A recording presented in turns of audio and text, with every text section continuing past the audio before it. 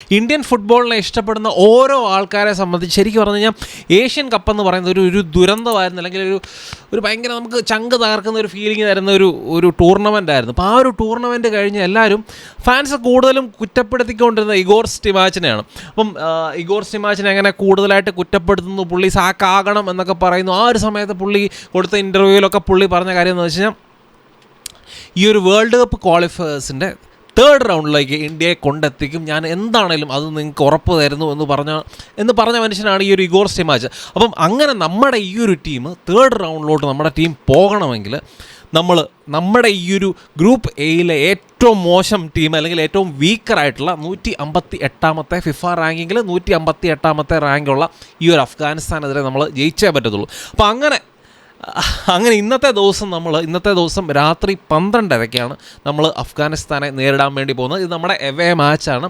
അഫ്ഗാനിസ്ഥാനെ സംബന്ധിച്ച് അവർ ചൂസ് ചെയ്തിരിക്കുന്ന വെന്യൂ എന്ന് പറയുന്നത് അഫ്ഗാനിസ്ഥാനിലെ വെന്യൂ അല്ല. അഫ്ഗാനിസ്ഥാനിൽ അവിടെ ഫുട്ബോൾ മാച്ച് നടത്താൻ പറ്റുന്ന ഒരു കണ്ടീഷൻ അല്ലാത്തതുകൊണ്ട് തന്നെ അവർ സൗദി അറേബ്യയിലെ ആബ സിറ്റി എന്ന് പറയുന്ന സ്ഥലത്താണ്, അവിടുത്തെ ദമാക് സ്റ്റേഡിയത്തിലാണ് ഇന്ന് രാത്രി 12:30 ഇന്ത്യ ആയിട്ടുള്ള ഈ ഒരു മാച്ച്, ഇന്ത്യ അഫ്ഗാനിസ്ഥാനും തമ്മിലുള്ള ഈ ഒരു മാച്ച് നടക്കാൻ വേണ്ടി പോകുന്നത്. അപ്പോൾ ഇങ്ങനത്തെ ഒരു ആബ സിറ്റി പോലത്തെ ഒരു സ്ഥലം ചൂസ് ചെയ്യാനുള്ള മെയിൻ കാരണം എന്ന് പറയുന്നത്, ആബ സിറ്റി എന്ന് പറയുന്ന സ്ഥലം ശരിക്കും സീ ലെവലിൽ ഇന്ന് ഓൾമോസ്റ്റ് 2000 മീറ്റർ മുകളിൽ നിൽക്കുന്ന ഒരു സ്ഥലമാണ്. ഹൈ ഓൾട്ടിറ്റ്യൂഡ് പ്രദേശമാണ് ഈ ഒരു ആബ സിറ്റി. അപ്പം രാത്രിയിൽ ഇന്ന് ശരിക്കും രാത്രി 12:30 ഈ ഒരു മാച്ച് നടക്കാനുള്ള കാരണം എന്താണെന്ന് വെച്ച് കഴിഞ്ഞാൽ അവിടെ റമദാനൊക്കെ കാരണമാണ് ഈ ഒരു രാത്രി അവിടുത്തെ ഒരു സൗദി സമയമായിട്ടുള്ള 10 മണി, നമ്മുടെ ഇന്ത്യൻ സമയമായിട്ടുള്ള 12:30 ഈ ഒരു മാച്ച് നടക്കുന്നത്.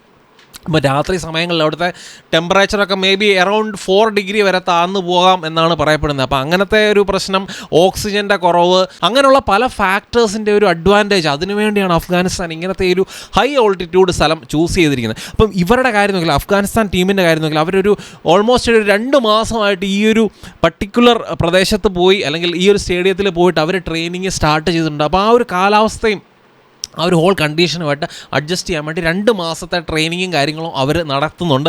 ഇന്ത്യൻ ടീമാണെങ്കിൽ ആകെപ്പാടെ ഒരാഴ്ച ആയിട്ടുള്ളൂ അവിടെ ചെന്നിട്ട്. അപ്പോൾ ആ ഒരു അഡ്വാൻറ്റേജ് എന്താണെങ്കിലും അഫ്ഗാനിസ്ഥാൻ ടീമിനുണ്ട്. പിന്നുള്ള ഒരു അഫ്ഗാനിസ്ഥാൻ്റെ അഡ്വാൻറ്റേജ് എന്ന് പറയുന്നത് അവരുടെ കോച്ചായിട്ടുള്ള ആഷ്ലി വെസ്റ്റ്വുഡാണ്. വെസ്റ്റ്വുഡിൻ്റെ കാര്യം നമുക്ക് എല്ലാവർക്കും അറിയാം. ഈ ഒരു ബംഗളൂരു FC-യുടെ കോച്ചായിട്ട് പുള്ളി കോച്ചായിട്ടുണ്ട്. അവർക്ക് ഐ ലീഗ് കിരീടം നേടിക്കൊടുത്തിട്ടുണ്ട്. അത് കഴിഞ്ഞ് ISL-ലാണെങ്കിലും ATK മോഹൻ ബഗാൻ്റെ ടെക്നിക്കൽ ഡയറക്ടറായിട്ട് പുള്ളി നിന്നിട്ടുണ്ട്. വേറെ ടീമുകളുടെ കാര്യം നോക്കിയാൽ പഞ്ചാബ് FC-യുടെ കോച്ചായിട്ട് 2021-22 സീസണിൽ പഞ്ചാബ് FC-യുടെ കോച്ചായിട്ടും പുള്ളി ആ ഒരു ടീമിനെ കോച്ച് ചെയ്തിട്ടുണ്ട്. അപ്പോൾ അങ്ങനെ ഇന്ത്യൻ ഫുട്ബോളിനെ നല്ല രീതിയിൽ അറിയാവുന്ന മനുഷ്യനാണ് ഈ ഒരു ആഷ്ലി വെസ്റ്റ്വുഡ്. അത് മാത്രമല്ല ഇന്ത്യൻ ടീമിൽ ഇപ്പം കളിക്കുന്ന ഈ ഒരു യങ്ങർ പ്ലെയേഴ്സിനെയൊക്കെ വ്യക്തമായിട്ട് ഇവരുടെ സ്ട്രെങ്ത്സും വീക്ക്നെസ്സും ഒക്കെ നന്നായിട്ട് അറിയാം. നമ്മുടെ ഏറ്റവും സൂപ്പർ സ്റ്റാർ പ്ലെയർ സുനിൽ ഛേത്രിയൊക്കെ നല്ല രീതിയിൽ അറിയാവുന്ന ഒരു മനുഷ്യനാണ് ഈ ഒരു ആഷ്ലി വെസ്റ്റ്വുഡ്. അപ്പോൾ ഈ 2 കാര്യങ്ങളുടെ അഡ്വാൻറ്റേജ് അഫ്ഗാനിസ്ഥാനുണ്ട്. അപ്പോൾ നമ്മൾ ആഷ്ലി വെസ്റ്റ്വുഡിൻ്റെ കാര്യം നോക്കിയാൽ പുള്ളി ഒരു പ്യുവർ കൗണ്ടർ അറ്റാക്കിങ് 4-4-2, യൂഷ്വലി ഇന്ത്യയിലൊക്കെ വെച്ച് പുള്ളി 4-4-2ൻ്റെ ആളായിരുന്നു. ഈ ഒരു കൗണ്ടർ അറ്റാക്കിൽ 2 സ്ട്രൈക്കറിനെയൊക്കെ വെച്ച് കളിക്കുന്ന ആ ഒരു പ്യുവർ 4-4-2 എന്ന് പറയുന്ന ഫോർമേഷൻ യൂസ് ചെയ്യുന്ന മാനേജറായിരുന്നു. അപ്പോൾ അതുകൊണ്ട് തന്നെ ഇന്നത്തെ മാച്ചിൽ നമുക്ക് എന്താണെങ്കിലും കൂടുതൽ പൊസിഷൻ നമുക്ക് തന്നെയായിരിക്കും കിട്ടാൻ വേണ്ടി പോകുന്നത്. അവർ സിറ്റ് ബാക്ക് ആൻഡ് കൗണ്ടർ ആ ഒരു അപ്രോച്ച് തന്നെ ചെയ്യാനാണ് സാധ്യത. പിന്നെ അവരുടെ ടീമിൻ്റെ ഒരു ഡിസഡ്വാൻറ്റേജ് എന്താണെന്ന് വെച്ച് കഴിഞ്ഞാൽ, അവരുടെ ടീമിൽ ഓൾമോസ്റ്റ് 18 പ്ലെയേഴ്സ്, അവരുടെ റെഗുലറായിട്ടുള്ള 18 പ്ലെയേഴ്സ് ടീമിലില്ല എന്നുള്ള ഒരു വലിയ പ്രശ്നമുണ്ട്. അവരുടെ അസോസിയേഷനും ആ ഒരു പ്ലെയേഴ്സും ഒക്കെ തമ്മിലുള്ള ആ ഒരു പ്രശ്നങ്ങൾ, അല്ലെങ്കിൽ അസോസിയേഷൻ ഉള്ളിലുള്ള ആ ഒരു കറപ്ഷനും കാര്യങ്ങളൊക്കെ കാരണം പ്ലെയേഴ്സും അസോസിയേഷനും തമ്മിൽ ഇടഞ്ഞു നിൽക്കുകയാണ്. അതുകൊണ്ട് തന്നെ അവർ ഈ ഒരു ടൂർണമെൻറ്റിനെ ഈ ഒരു ഫിഫ വേൾഡ് കപ്പിൻ്റെ 2nd റൗണ്ടിനെ അവർ ബോയ്ക്കോട്ട് ചെയ്തിരിക്കുകയാണ്. 18 പ്ലെയേഴ്സോളം ഇല്ല. അപ്പോൾ ഇവർ ചെയ്ത കാര്യം എന്താണെന്ന് വെച്ച് കഴിഞ്ഞാൽ, ഈ 18 പ്ലെയേഴ്സ് ഇല്ലാത്തതുകൊണ്ട് തന്നെ ഇവരുടെ അഫ്ഗാനിസ്ഥാൻ ഒറിജിനായിട്ടുള്ള പല വിദേശ കളിക്കാരും, അല്ലെങ്കിൽ യൂറോപ്പിലൊക്കെ കളിക്കുന്ന അങ്ങനത്തെ 4th ഡിവിഷനിലൊക്കെ കളിക്കുന്ന കളിക്കാരെയൊക്കെ കൊണ്ടുവന്ന് അങ്ങനെ ഒരു ടീം ഇപ്പോൾ സെറ്റ് ചെയ്തെടുത്തിരിക്കുകയാണ്. ഇപ്പം ഈ ഒരു 2nd റൗണ്ട് തുടങ്ങിയപ്പോൾ മുതലുള്ള ഇവരുടെ ടീമിൻ്റെ പെർഫോമൻസ് നോക്കിയാൽ ഭയങ്കര മോശമാണ്. 8-1 ഖത്തറിനോട് തോറ്റു, അതുപോലെ തന്നെ കുവൈറ്റിനോട് 4-0 തോറ്റു. അങ്ങനത്തെ ഒത്തിരി പ്രശ്നങ്ങളുണ്ട്. പക്ഷേ ഇവർ കണ്ടിന്യൂസ് ആയിട്ട് കഴിഞ്ഞ 1-2 മാസങ്ങളായിട്ട് ഒരുമിച്ച് ട്രെയിൻ ചെയ്യുന്നുണ്ട്. അങ്ങനെ ആ ഒരു തമ്മിലുള്ള അണ്ടർസ്റ്റാൻഡിംഗ് ഒക്കെ കുറച്ചുകൂടെ ഡെവലപ്പായി കാണണം. പക്ഷേ ഇത്രയും പ്ലെയേഴ്സിനെ റീപ്ലേസ് ചെയ്ത് പുതിയ പ്ലെയേഴ്സിനെ കൊണ്ടുവന്ന് ഈ ഒരു ഫിഫ വേൾഡ് കപ്പ് ക്വാളിഫയേഴ്സ് കളിക്കുക എന്ന് പറഞ്ഞാൽ അത്ര ചില്ലറ കളിയല്ല. അപ്പോൾ അതുകൊണ്ട് തന്നെ ഈ ഒരു പ്ലെയേഴ്സ് ഇത്രയും പ്ലെയേഴ്സ് ഇല്ലാത്തതുകൊണ്ട് തന്നെ ഇന്ത്യക്ക് ആ ഒരു അഡ്വാൻറ്റേജ് ഉണ്ട്. 158ാമത്തെ റാങ്കാണ്, 117ാമത്തെ റാങ്ക് നിൽക്കുന്ന ഇന്ത്യയെക്കാളും എന്തുകൊണ്ടും ക്വാളിറ്റി വൈസ് കുറച്ച് പുറകിലുള്ള ടീമാണ് അഫ്ഗാനിസ്ഥാൻ. ഇനി നമുക്ക് ഇന്ത്യയുടെ കാര്യം നോക്കിയാൽ ഇന്ത്യൻ ടീമിൽ സഹൽ അബ്ദുൾ സമദ് ട്രെയിനിങ്ങിൻ്റെ ഇടയ്ക്ക് പുള്ളിക്ക് ചെറിയൊരു പരിക്ക് പോലും പറ്റിയിട്ടുണ്ട്, ചെറിയൊരു ഇഷ്യൂസ് ഉണ്ട്. അപ്പോൾ അതുകൊണ്ട് തന്നെ പുള്ളി ഇന്നത്തെ മാച്ചിൽ കാണത്തില്ല എന്ന് പറയുന്നു.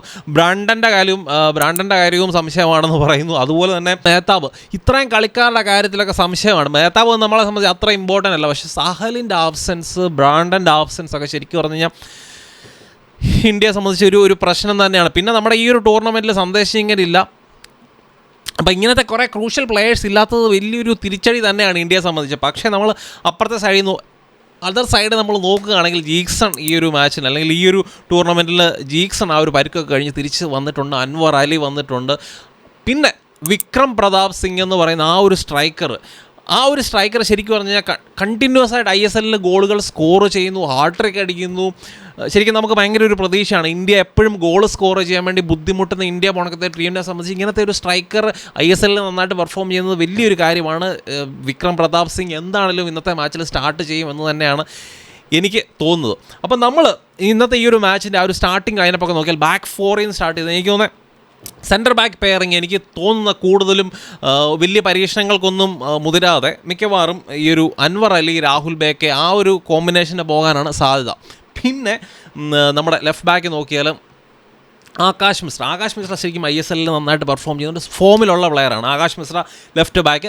റൈറ്റ് ബാക്ക് പൊസിഷനിൽ നിഖിൽ പൂജാരിയെ സ്റ്റാർട്ട് ചെയ്യണോ എന്നുള്ളത് ഒരു ചോദ്യമാണ്. കാരണം നിഖിൽ പൂജാരി ISL ഒരു അത്ര ഒരു ഫോമിലല്ല പുള്ളി കളിക്കുന്നത്. അപ്പോൾ ആ ഒരു അമേർ രണവാഡെ എന്ന് പറയുന്ന ആ ഒരു പ്ലെയറിനെ സ്റ്റാർട്ട് ചെയ്ത് കാണാനാണ് എനിക്ക് ആഗ്രഹം. പക്ഷേ ഇഗോർ ടീമാച്ച് അങ്ങനത്തെ ഒരു റിസ്ക് എടുക്കും എന്ന് എനിക്ക് വലിയ പ്രതീക്ഷയൊന്നുമില്ല.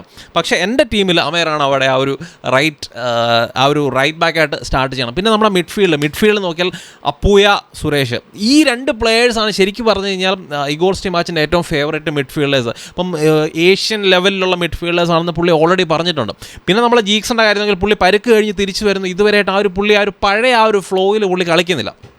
അപ്പോൾ അതുകൊണ്ട് തന്നെ എൻ്റെ ഒരു അഭിപ്രായത്തിൽ അല്ലെങ്കിൽ എനിക്ക് തോന്നുന്നത് മിക്കവാറും അപ്പോയും അതുപോലെ തന്നെ സുരേഷും ആയിരിക്കും ആ ഒരു ഡീപ്പർ മിഡ്ഫീൽഡർ, അതുപോലെ തന്നെ നമ്പർ 8 റോളിലൊക്കെ കളിക്കാൻ വേണ്ടി പോകുന്നത്. പിന്നെ ആ ഒരു നമ്പർ 10 പൊസിഷനിൽ ഈ ഒരു ബ്രാൻഡനും സഹലും ഇല്ലാത്തതുകൊണ്ട് തന്നെ ഒരു പ്രശ്നമാണ്. ലിസ്റ്റൺ കൊളാസോ കളിക്കുമോ, അവിടെ മഹേഷ് കളിക്കുമോ, അല്ലെങ്കിൽ അനിരുദ്ധ് താപ്പ കളിക്കുമോ എന്നുള്ളതൊക്കെ ഒരു ചോദ്യമാണ്. എന്നെ സംബന്ധിച്ച് നമ്മൾ ഇന്നത്തെ മാച്ചിൽ ഈ ഒരു വിക്രം പ്രതാപ് ഇതുപോലെ ഫോമിൽ നിൽക്കുന്നതുകൊണ്ട് പുള്ളിയെ ടീമിൽ നിന്ന് ഒഴിവാക്കാൻ പറ്റത്തില്ല. അപ്പം സുനിൽ ഛേത്രി ആ ഒരു നമ്പർ 10 അല്ലെങ്കിൽ സെക്കൻഡ് സ്ട്രൈക്കർ എന്നുള്ള രീതിയിൽ സുനിൽ ഛേത്രിയെ കളിപ്പിക്കുക, കൂടുതൽ വിക്രം പ്രതാപിനെ ആ ഒരു നമ്പർ 9 ആയിട്ട് അല്ലെങ്കിൽ സ്ട്രൈക്കറായിട്ട് കളിപ്പിക്കുക.